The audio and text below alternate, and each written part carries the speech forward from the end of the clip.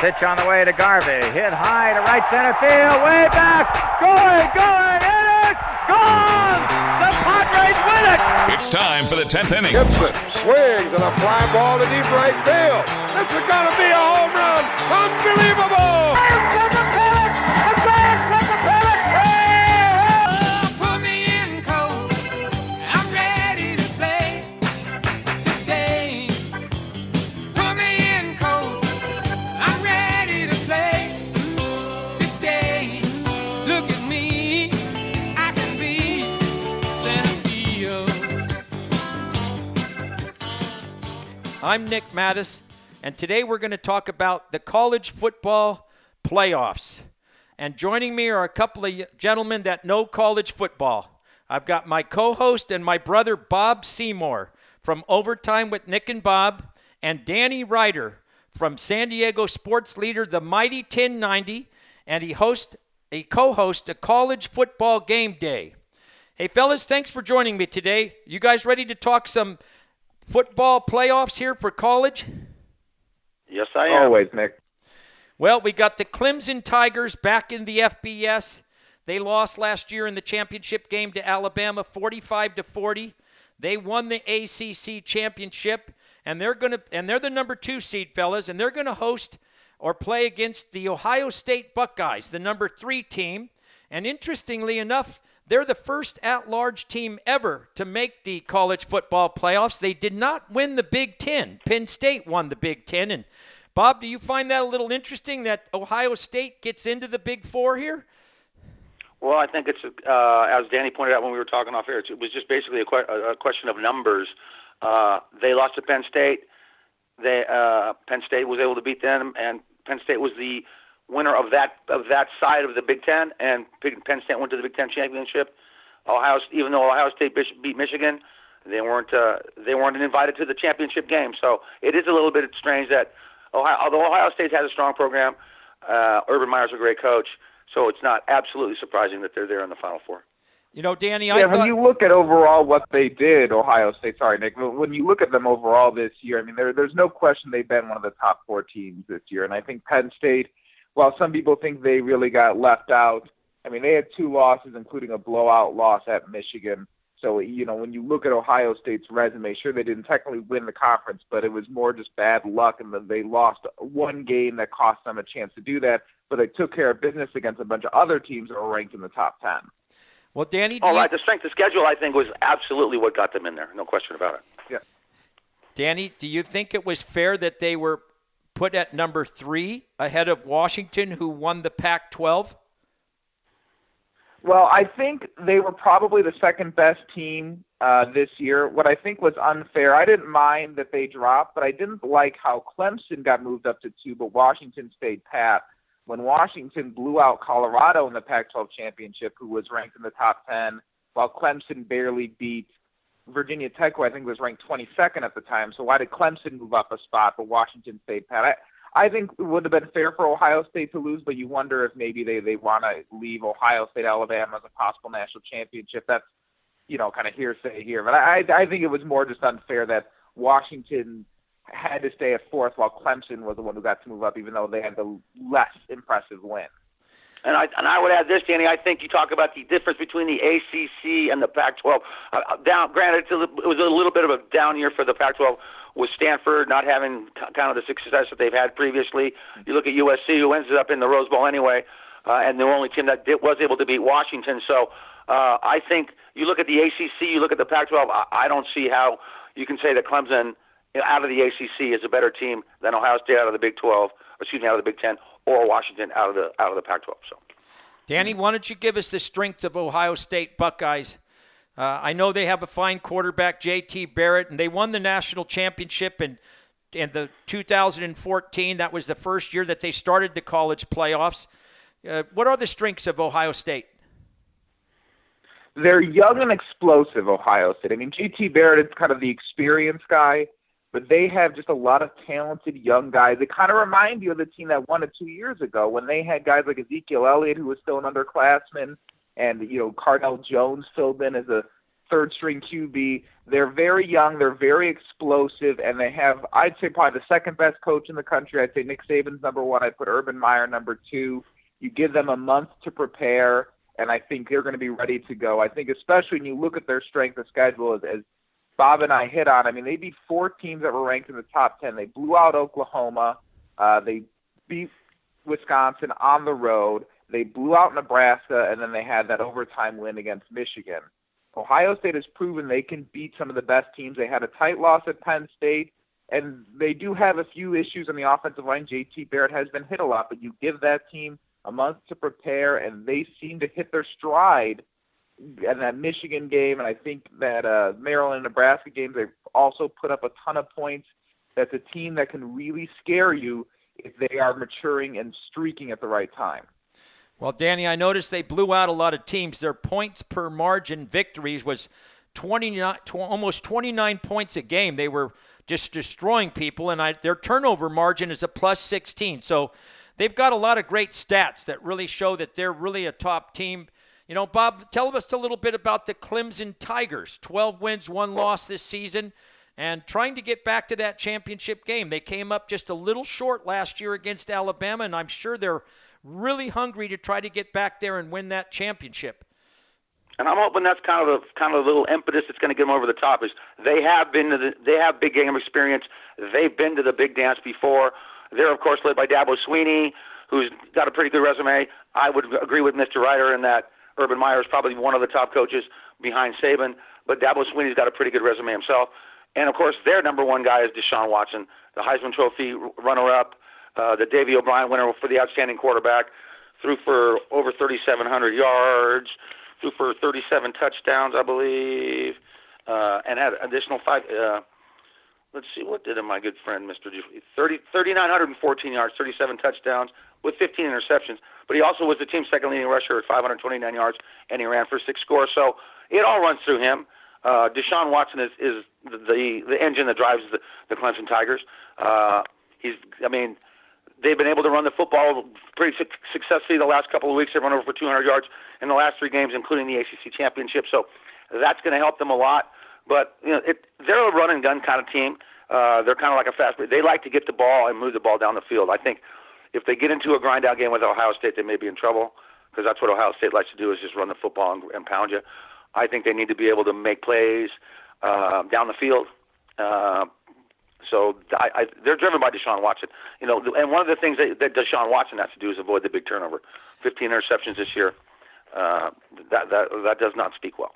So. Bob, on that same note about the turnovers, out of the 4 teams that are in the FBS championship playoffs here, Clemson had 6 turnovers in the red zone. And the other teams, Washington didn't have any in the red zone, which was pretty amazing. And the other 2 teams, Ohio State and Alabama, had 2 in the red zone. So to me, that's going to be possibly a spot to look at, is Clemson needs to take care of the football down there in the red zone. And, their only loss was a really tough loss, 43-42 to Pitt. And Pitt's a fine team, but, one stumble throughout the whole season, Danny, what would be some of the weaknesses if you were going to pick some from the Ohio State Buckeyes? What are their weaknesses? I think it goes back to this point that they're a young team. And you never know how young guys will handle the pressure in those big moments. Some handle it well, some struggle. They've had some issues with the offensive line. J.T. Barrett has been sacked quite a few times. And I think it's a very even matchup with they and Clemson, 2 very talented teams that you just don't know what you're going to get out of either. And I think with Ohio State, like I said, with young guys, if J.T. Barrett, if they're coasting and they're torching people on the ground and beating people in the air and winning up front like they have in some of those blowout wins against teams like Nebraska and Oklahoma, then they're really going to give Clemson some trouble. If, on the other hand, they play like they did against Penn State, then they're the ones who are going to be in for a real battle. Yeah, Danny, you were spot on the offensive line. They gave up 8 sacks against Michigan and 6 sacks against Penn State. So that's obviously their Achilles heel there. They're going to need to protect their quarterback and run the football.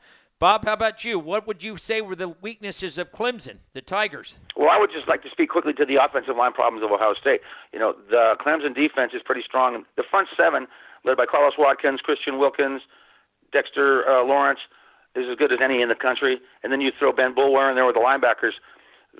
They got a good front seven.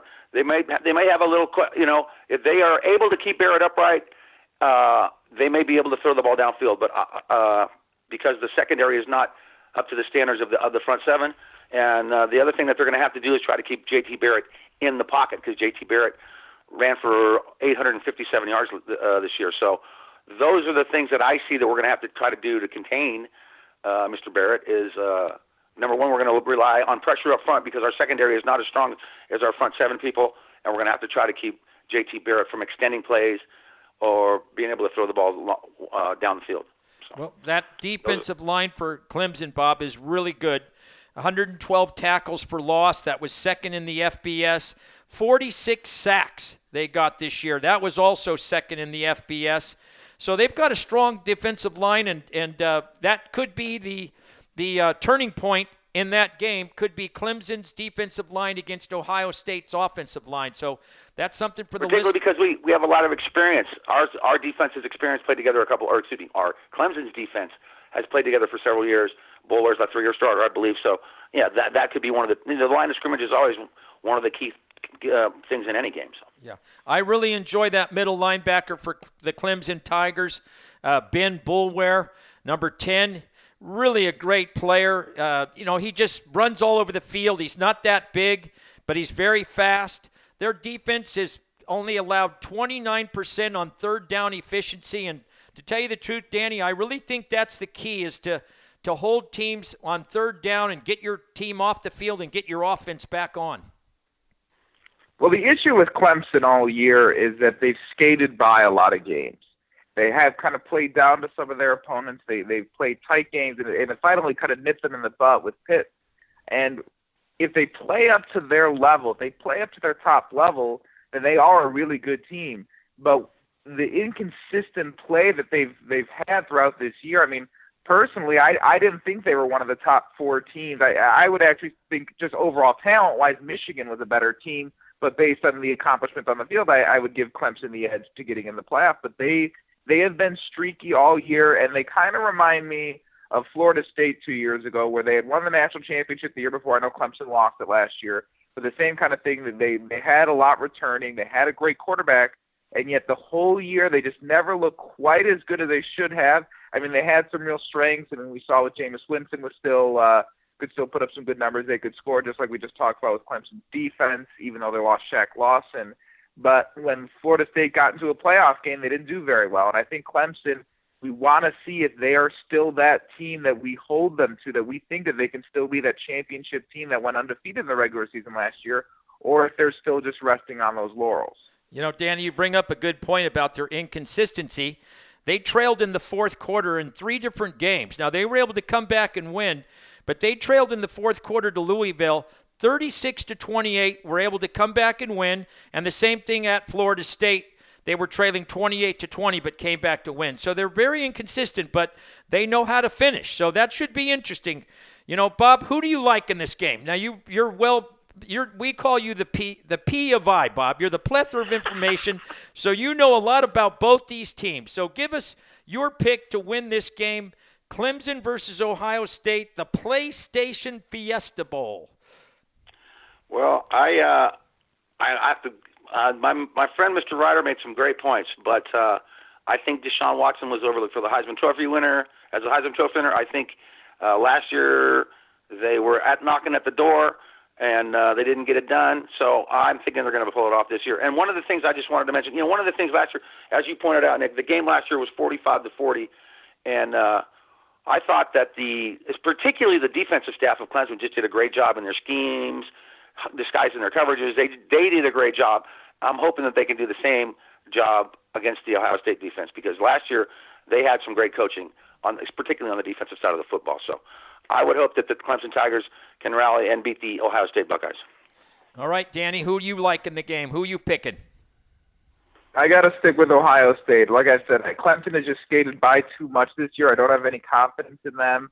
And when you have a team that kind of skates by, while it is good to win those close games when they matter, when you're always struggling against teams like Troy when you're at home, that worries me. And I think Ohio State, as good a coach as Dabo Swinney is, I think Urban Meyer is better. And I think you give him a month to prepare, I think he'll have his team ready to go. This will probably be a tight game, but I'm going to give Ohio State a slight edge. I think their offense makes enough plays, and I think Deshaun Watson still doesn't look quite as good as he could, like we talked about with the interceptions. I mean, he's played well at points this year. That's why he finished second in the Heisman voting, but he just wasn't quite as good as people expected him to be. And then as Nick pointed out, six turnovers in the red zone, that's going to kill you. So he was a little loose with the football this year, so we'll see. That's why they play him now. Hey, guys, you both make good points, okay? But I'm going to kind of lean towards Clemson a little bit because just for that reason of the defensive line for Clemson, I like them. I think they're going to be solid. I got a little bit of question marks about the offensive line for Ohio State, so I also like Clemson in that game, and that's the second game on Saturday, December 31st. It's going to start roughly at 4 o'clock. Now, the first game that day is the other semifinal, and that's going to start at noon, and that's going to be the Chick-fil-A Peach Bowl, and that's between the Alabama Crimson Tide, 13-0, defending champions, the national champions, and they're going to take on the Washington Huskies, the number 4 seed. They're 12-1 this year. They won the Pac-12 championship, and let's talk a little bit about that game.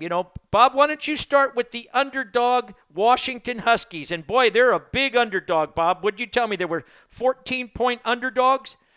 Yeah, I think it's 14 points, something like that. One of the things that you talked about, we talked about earlier, was the turnover battle, and Washington actually led the nation with 33 forced turnovers this year. They actually had a plus 21 turnover margin. So they're a team that knocks the football loose and can't recover it. So that's one of the things that stands out to me is that they were able to win the battle, the turnover battle, in almost every game, and all three of us know that's an important part of winning any football game is winning the turnover battle. The other thing about it is Jake Browning was able to put up through 42 touchdowns this year. So the kid can sit back. The only thing that about Jake Browning is doesn't have the mobility of somebody like Jalen Hurt or maybe Deshaun Watson or even J.T. Barrett that we talked about. So he's more of a pocket passer guy, but that young man can throw the football down the field. So those are two of the things that I think are going to stand out as Jake Browning's ability to get the ball down the field and Washington's defense's ability to create turnovers. Don't forget, Alabama had 19 turnovers this last season. So, and they are Jalen Hurts a freshman. If we can, force them into some bad plays, things can turn our way. So. Well, Jake Browning's from Sacramento down there, Folsom High School, won the state championship down there, went to University of Washington. This year he was the Conference Offensive Player of the Year. And the thing that caught my eye about Washington is they've scored over 40 points their last 3 games. Danny, you know what? Tell us about Alabama Crimson Tide. And you know what? We know that they're a great team. 25 straight victories. They haven't lost for 2 years, Danny. What makes the Tide go? It's definitely up front in their defensive line, headlined by Jonathan Allen. I mean, they're just so hard to get anything from the ground game. It's hard to run against them. They always have great linebackers and great DBs. They're ball hawks. And if there's one thing you notice about college football a lot is that one of the reasons I think defenses are so bad is a lot of these guys are athletes, but they're not really good at playing football necessarily. They don't know how to tackle. They don't take good pursuit angles, especially DBs. I don't think they really learn how to defend the pass that well. They just rely on their athleticism. But Alabama, their guys are always taught how to play defense, and they're going to pound you. They're going to get to you. They're going to defend well in the pass. I mean, you have to make pinpoint passes. And Jake Browning has been good this year, though he has struggled in big games like USC and Colorado, even though they won the Colorado game handily. They're a team that really puts pressure on a quarterback. And offensively, while maybe you look at their defense as their big strength, they can still put up points. Lane Kiffin is still going to be the OC, I believe, for this game. Jalen Hurts, he's a freshman, but he's been good. They have multiple running backs. They always have good receivers, just very skilled on the offensive side. And they're a team that once they get that edge on you, once they start pounding you down, once they start getting those big runs, they start to pull away. And the joke was on our show when we used to do our pick 'em, we would always pick the spreads. And the joke was, if you picked Alabama to cover, you were basically guaranteed to win that one. And I swear they covered basically every game this year. Well, Danny, you know what? You're spot on Alabama. They score up a lot of points. They got a great defense. I think one of the weaknesses, though, is that freshman quarterback, Jalen Hurts. He's very explosive, but since week 7 of the season, he took over there in the first game. Since week 7, he's got 10 turnovers. That's second in the FBS. 7 fumbles. That's the most in the FBS. And 5 of those games, he's had multi-turnover games. So ball security could be a big issue for Alabama. And, Bob, you already mentioned that Washington led the nation in takeovers. That may be the possibility that gives Washington a chance here. That's what I'm hoping. And, just echoing what Danny said, you talk about Jonathan Allen, the Outland Trophy winner. Reuben Foster won the Butkus Award as the outstanding linebacker. On the other side of the football, they have Cam Robinson, who won the Outland Trophy as the outstanding offensive player. They have skill players at every position. And then you have Nick Saban, kind of pulling the strings. So they're formidable. But I think if Washington, you talked about that run defense is the number 1 in the nation to give up 67.3 yards per game.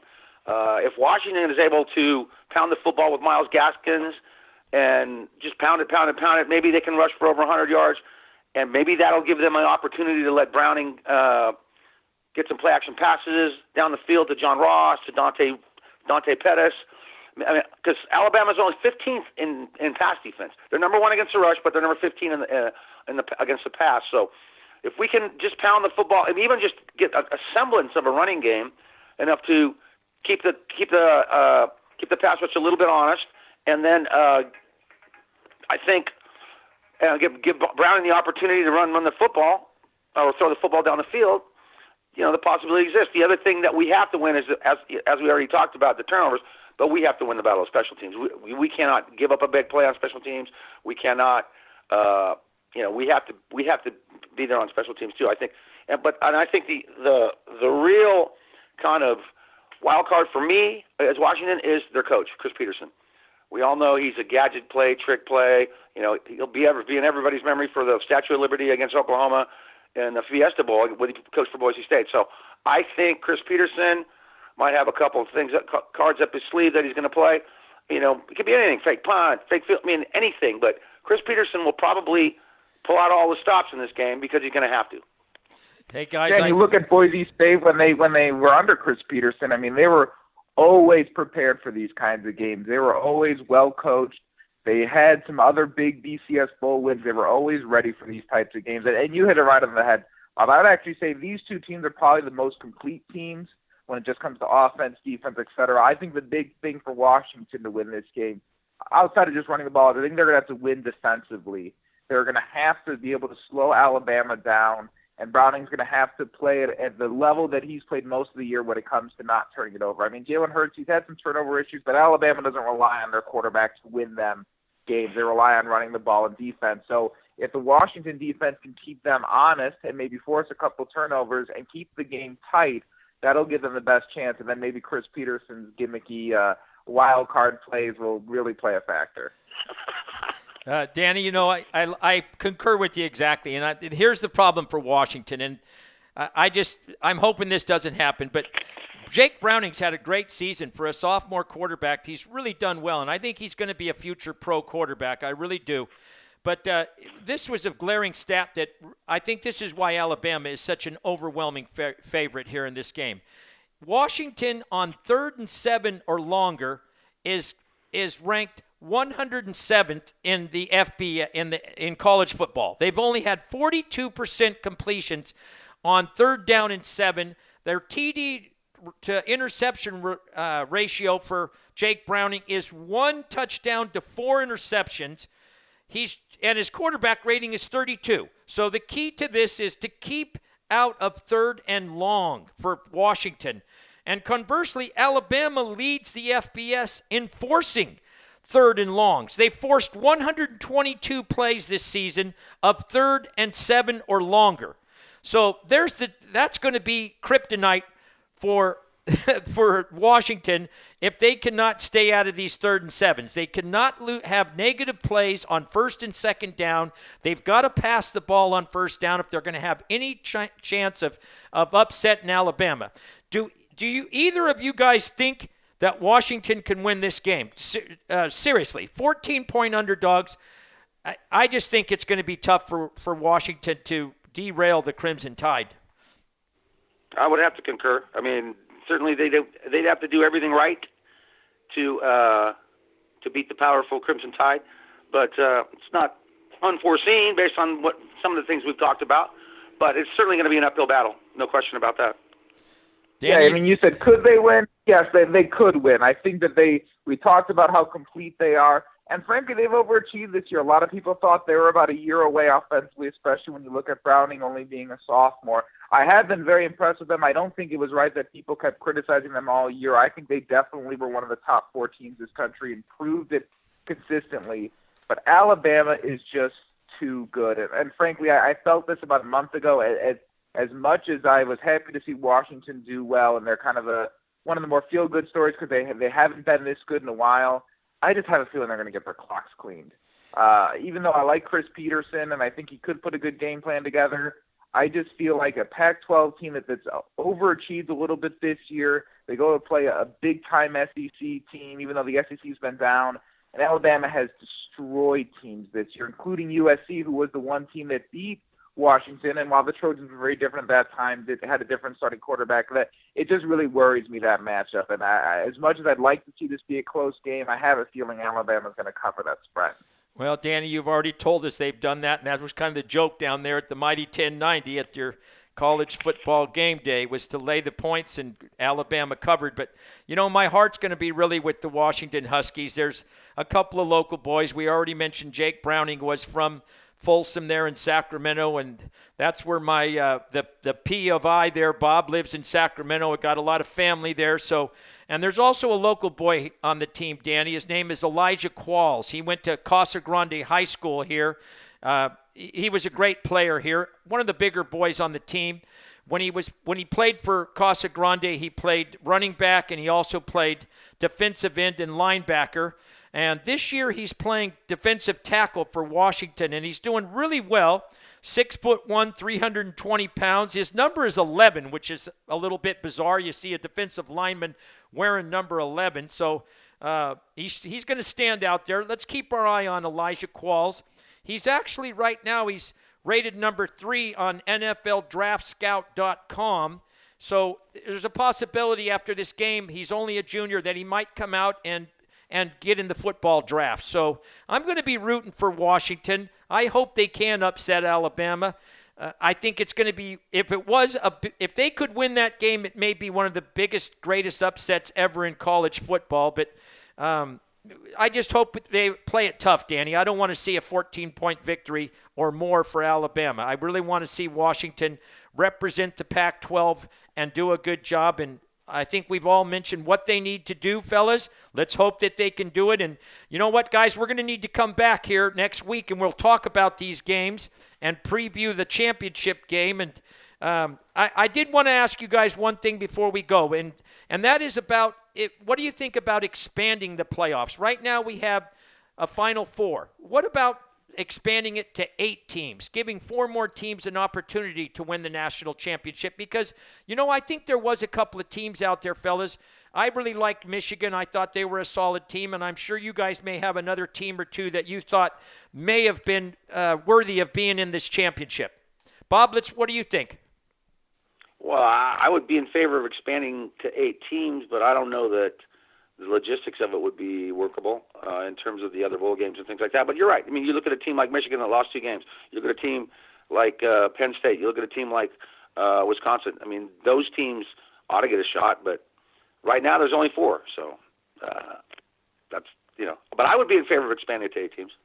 What do you think, Dan? Yeah, and to kind of echo what Bob is saying, I mean, I actually don't mind it either way. The one thing that people like about college football, and that it was one of the things people like to use when they were trying to defend the BCS, was that every game mattered.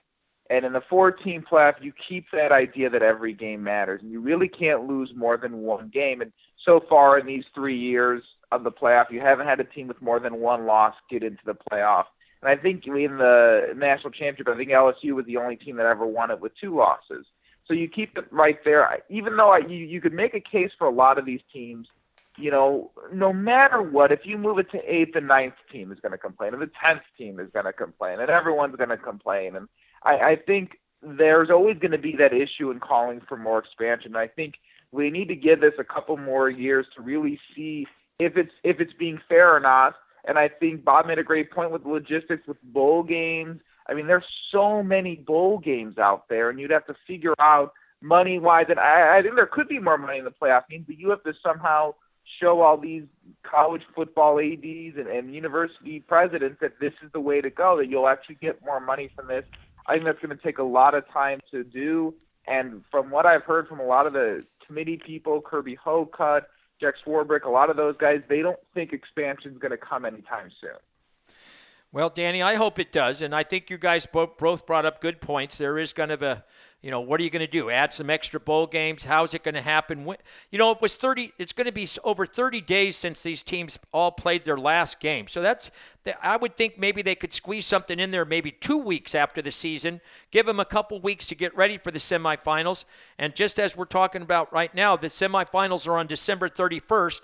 The national championship game's not until January 9th, so there's plenty of time for any players that get injured. The coaches can do all their studying and get nice game plans. So I think there's a possibility of it and would like to see it happen. So the first game on December 31st is going to be the Chick-fil-A Peach Bowl. That will be at 12 o'clock start time on ESPN, and that's going to be followed by the PlayStation Fiesta Bowl at 4 p.m., also on ESPN. And, fellas, I'd love to have us come back next week, talk about the games, and you can follow Danny Reiter on Twitter at SportsReiter12. That's SportsReiter and the number 12. And you can follow Bob and I on our Facebook page, Overtime with Nick and Bob. Hey, gentlemen, thank you so much for joining us today here on the 10th inning. I really appreciate it. Look forward to watching the games and talking about these games with you guys next Wednesday. Thanks so much. Sounds good, Nick. Thanks. Always a pleasure, Danny, and thank you to David Perkins for this great studio work. Yeah, definitely. Yep, old D. Perk here. We're in his crib. Well, this is going to be it for the 10th inning today. We will be back next Wednesday to preview the College National Championship. Thank you for joining us today on the 10th inning.